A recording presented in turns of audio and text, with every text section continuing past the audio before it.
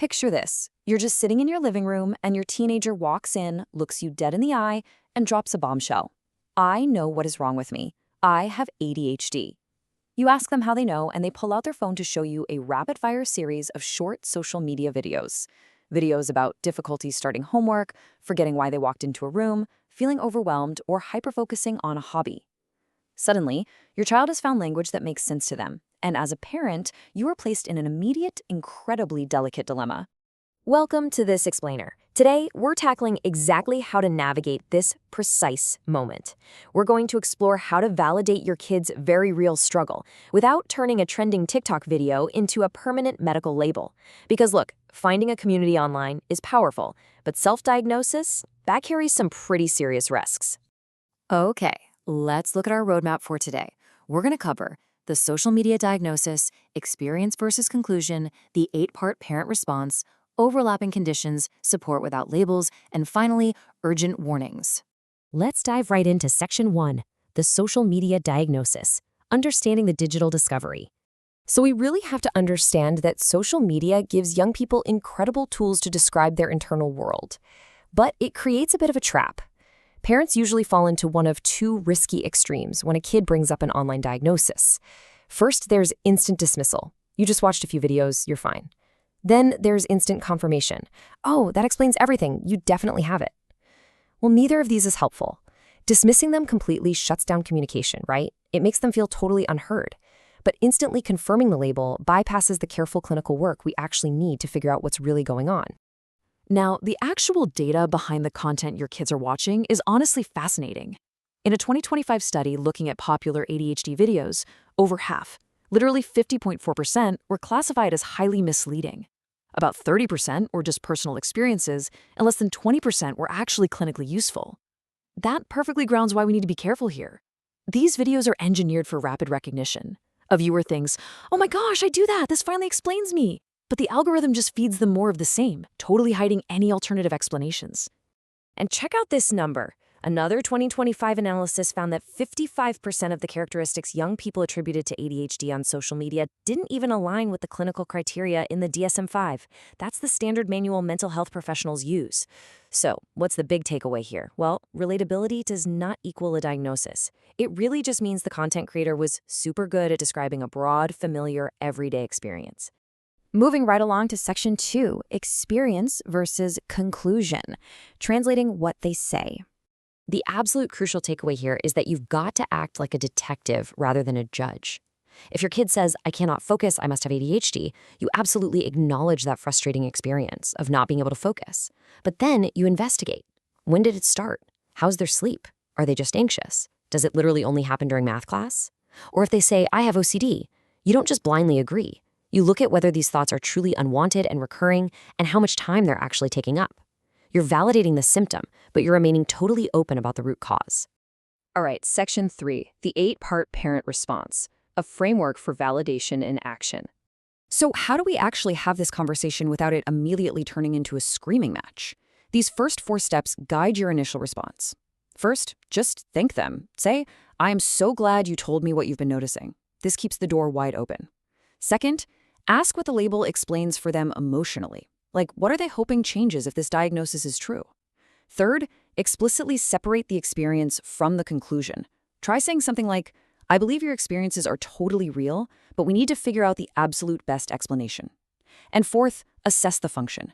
Ask them how this difficulty is actually affecting their sleep, their schoolwork, or their friendships. Now, steps 5 through 8 shift us from conversation into concrete action. Step 5 is a big one. Screen for safety. Are there dangerous impulsivities or self-harm risks? Step 6 is gathering data from multiple sources, like teachers or report cards, because honestly, a diagnosis is never made in a vacuum. Step 7 is arranging a qualified evaluation with a professional whose expertise matches the concern.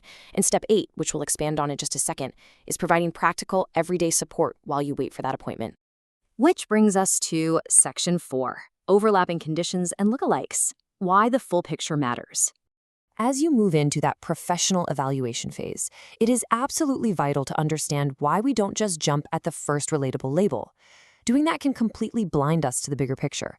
I mean, clinical diagnosis is incredibly complex. A symptom like difficulty concentrating, yes, that's real.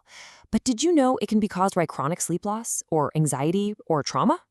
Sensory sensitivity happens in autism, sure, but it also pops up in so many other contexts. A real professional assessment doesn't just rubber stamp a preferred label. It looks at the whole board to ensure we aren't mistaking chronic stress for ADHD or anxiety for autism. Before you even get to the doctor, you can use the content your child is watching as a real-world tool for media literacy. Don't go confiscating their phone or demanding their entire viewing history. That's going to backfire. Instead, sit down and ask to look at a small sample together using a quick mental checklist. Ask things like, is the creator sharing a personal story or are they giving actual medical advice? Are their qualifications verifiable? And perhaps the biggest red flag, are they selling something? A course, a supplement, maybe a coaching program? A personal account can be deeply validating, but it is definitely not a diagnostic instrument. Let's move to Section 5, support without premature labels. Taking action while you wait. Because specialist evaluations can take a long time, you can take immediate action using an incredibly practical tool, the 7-day pattern record. For 1 week, just neutrally document the difficulty without trying to prove any specific diagnosis. Day 1, note the specific behavior. By day 3, look at what happened right before it and how they slept the night before. Day 5, note their stress levels. And by day 7, you'll start to see a map of consistent patterns. You aren't writing ADHD episode, you're writing something like, forgot assignment instructions and needed them repeated 3 times. This gives clinicians the exact neutral data they really need. Now, how you approach this data gathering matters immensely. Please do not print out a diagnostic checklist and use it as a courtroom to interrogate your kid. Saying things like, well, you don't do number 7, so you can't have this. That just forces them to exaggerate symptoms to defend themselves. Your goal is to support the observed difficulty right now, today, not to force some kind of home verdict. That support can look like a bunch of practical interventions. Creating crystal clear routines, writing down instructions instead of just yelling them from the next room, chunking big tasks into smaller, manageable steps, protecting their sleep hygiene, or just offering movement breaks. Notice how every single one of these strategies will help reduce your child's distress, completely regardless of whether their final clinical label ends up being ADHD, anxiety, or simply just chronic sleep deprivation. Support is not proof that a diagnosis is correct. It's simply a compassionate response to their struggle. But, and this is a big but, while we want to offer heavy practical support, we have to draw a hard line when it comes to medical intervention. If a child feels super certain about a label they found online, they might be tempted to test the theory by self-medicating. You've got to set a strict boundary here. No unregulated focus supplements, absolutely no borrowing a friend's prescription, and no using nicotine or cannabis to quote-unquote manage symptoms. Having a positive reaction to a borrowed stimulant does not establish a diagnosis. It just means a stimulant acted like a stimulant. Medication absolutely requires strict professional oversight. Finally, Section 6. Urgent warnings and next steps. When to act immediately. Before we wrap up, we need to talk about the red flags. These are the moments where we stop gathering data, stop debating labels, and take immediate, decisive action to protect the child.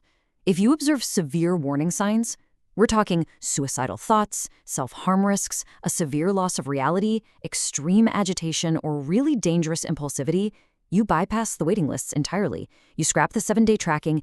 These are urgent warning signs that require immediate professional intervention. No exceptions. Please keep these resources locked into your phone. In the U.S., 988 is your direct line for mental health crisis support, and 911 is for life-threatening emergencies. The immediate physical and psychological safety of your child will always override a debate about a social media label. To wrap up this explainer, I want to leave you with a provocative question to ask yourself the very next time your child brings you a discovery from their digital world. Are you protecting their insight, or are you just debating their label? Because at the end of the day, our goal isn't to prove them wrong. It's to protect their brave realization that something in their life needs attention, all while making sure the explanation we eventually land on is accurate enough to truly help them heal.